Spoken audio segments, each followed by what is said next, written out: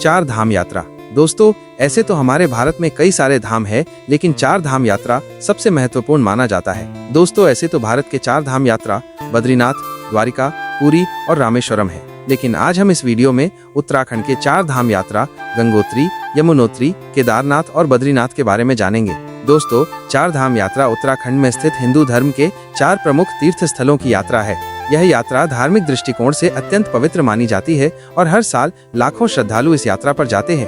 दोस्तों, अगर आप भी इस साल चार धाम यात्रा की प्लानिंग कर रहे हैं तो इस वीडियो को बिना स्किप किए जरूर देखें, क्योंकि इस वीडियो में हम लोग जानेंगे चार धाम यात्रा की शुरुआत कहां से करनी है, चार धाम यात्रा करने टाइम कौन कौन सी चीज लेनी चाहिए, इस यात्रा को पूरा करने में कितने दिनों का समय लगेगा, इस यात्रा में रुकने की क्या व्यवस्था रहती है, यहाँ पर खाने पीने की क्या व्यवस्था रहती है, चार धाम यात्रा किस माध्यम से करना चाहिए, और वीडियो के लास्ट में बात करेंगे इस यात्रा को पूरा करने में कुल कितना खर्च होगा। दोस्तों, ए तो जेड कंप्लीट इन्फॉर्मेशन के लिए इस वीडियो को लास्ट तक जरूर देखें, क्योंकि इस वीडियो के माध्यम से हम हर छोटी बड़ी जानकारी देने की पूरी कोशिश करेंगे। दोस्तों, तो चलिए सबसे पहले हम लोग जानते हैं चार धाम यात्रा की शुरुआत कहां से करनी चाहिए। उत्तराखंड चार धाम यात्रा की शुरुआत ऋषिकेश या हरिद्वार से होती है, जो उत्तराखंड के पवित्र स्थलों में से एक है। तो आप अपने शहर से आसानी से हरिद्वार या ऋषिकेश तक पहुंच सकते हैं। अगर आप फ्लाइट के माध्यम से आना चाहते हैं तो आप देहरादून के जोली ग्रांट एयरपोर्ट तक बड़े आसानी से आ सकते हैं। एयरपोर्ट से ऋषिकेश की दूरी 15 किलोमीटर की रह जाती है, जिसे आप बस या टैक्सी के माध्यम से पहुंच सकते हैं। दोस्तों, अगर आप ट्रेन के माध्यम से हरिद्वार या ऋषिकेश तक पहुंचना चाहते हैं तो आप अपने शहर से आसानी से ऋषिकेश रेलवे स्टेशन या हरिद्वार रेलवे स्टेशन तक पहुंच सकते हैं। दोस्तों, ऋषिकेश या हरिद्वार पहुंचने के बाद आप यहां पर एक नाइट स्टे कर सकते हैं और उसके बाद आप यात्रा की शुरुआत कर सकते हैं।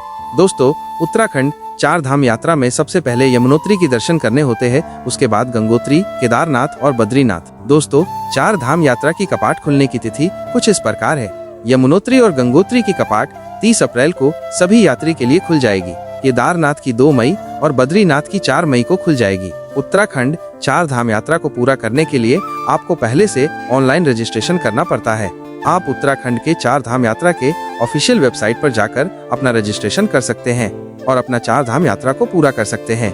दोस्तों, सबसे पहले हम लोग चलेंगे यमुनोत्री के लिए, और यमुनोत्री पहुंचने के लिए सबसे पहले पहुंचना पड़ेगा जानकी चट्टी, जो ऋषिकेश से 230 किलोमीटर की दूरी पर है, जिससे आप बस या टैक्सी के माध्यम से पूरा कर सकते हैं।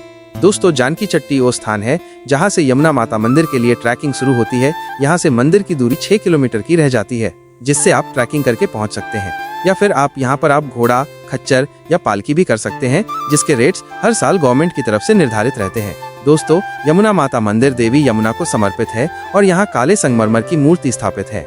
दोस्तों, इस मंदिर में दर्शन करने के बाद आप यहाँ की प्राकृतिक सुंदरता और आध्यात्मिक वातावरण को अच्छे से निहार सकते हैं, और यहाँ पर अच्छे से दर्शन करने के बाद आप चाहे तो फिर ऋषिकेश वापस आ सकते हैं, या फिर आप बीच में कहीं और होटल लेकर रुक सकते हैं। दोस्तों, अगर आप टूर पैकेज के माध्यम से चार धाम यात्रा कर रहे हैं तो टूर पैकेज वाले आपको रुकने की बेस्ट ऑप्शन देते हैं। दोस्तों, ऋषिकेश से गंगोत्री की दूरी 250 किलोमीटर की रहती है, जिसे आप बस या टैक्सी के माध्यम से पूरा कर सकते हैं। दोस्तों, आप किसी भी यात्रा पर जाने के लिए आप जितना सुबह निकलेंगे उतना ही ट्रैफिक आपको कम दिखेगा और आसानी से पहुंचकर शाम तक वापस आ सकते हैं। दोस्तों, गंगोत्री माता मंदिर देवी गंगा को समर्पित है। इस मंदिर में सफेद संगमरमर की मूर्ति स्थापित है। दोस्तों, आप यहाँ पर अच्छे से दर्शन कर आशीर्वाद प्राप्त कर सकते हैं।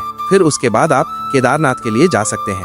दोस्तों, केदारनाथ जाने के लिए आपको सबसे पहले पहुँचना पड़ेगा गौरीकुंड, जो ऋषिकेश या हरिद्वार से 220 से 240 किलोमीटर की दूरी पर स्थित है, जिसे आप बस या टैक्सी के माध्यम से पूरा कर सकते हैं। गौरीकुंड से केदारनाथ की दूरी 16 से 18 किलोमीटर की रहती है, जिसे आप ट्रैकिंग करके या फिर घोड़ा, खच्चर या पालकी से पूरा कर सकते हैं, जिसके रेट्स हर साल गवर्नमेंट की तरफ से निर्धारित रहते हैं। दोस्तों, आप केदारनाथ यात्रा को हेलीकॉप्टर से भी पूरा कर सकते हैं, जिसके लिए आप heliyatra.com से बुकिंग करवा सकते हैं, जिसके रेट्स हर साल गवर्नमेंट की तरफ से निर्धारित रहते हैं।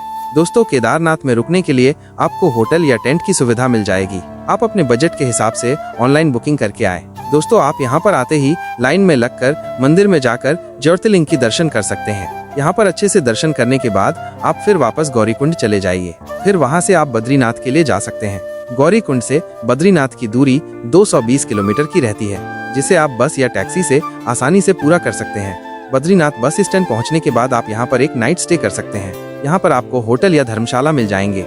एक नाइट स्टे करने के बाद आप बद्रीनाथ मंदिर के लिए जा सकते हैं, जिसकी दूरी लगभग 500 मीटर की रहती है। आप यहाँ पर गर्म कुंड में स्नान करने के बाद बद्रीनाथ मंदिर में दर्शन के लिए जा सकते हैं। आप यहाँ पर लाइन में लगकर अच्छे से दर्शन कर सकते हैं। आपको यहाँ पर दर्शन करके काफी शांति और सुकून मिलेगा। दोस्तों, आप यहाँ पर अच्छे से दर्शन करने के बाद आप चाहें तो माना गांव के लिए भी जा सकते हैं, जिसकी दूरी 5 किलोमीटर की रहती है। दोस्तों, माना गांव भारत के अंतिम गांव है। इस प्रकार आपका 4 धाम यात्रा अच्छे से पूरा हो जाएगा।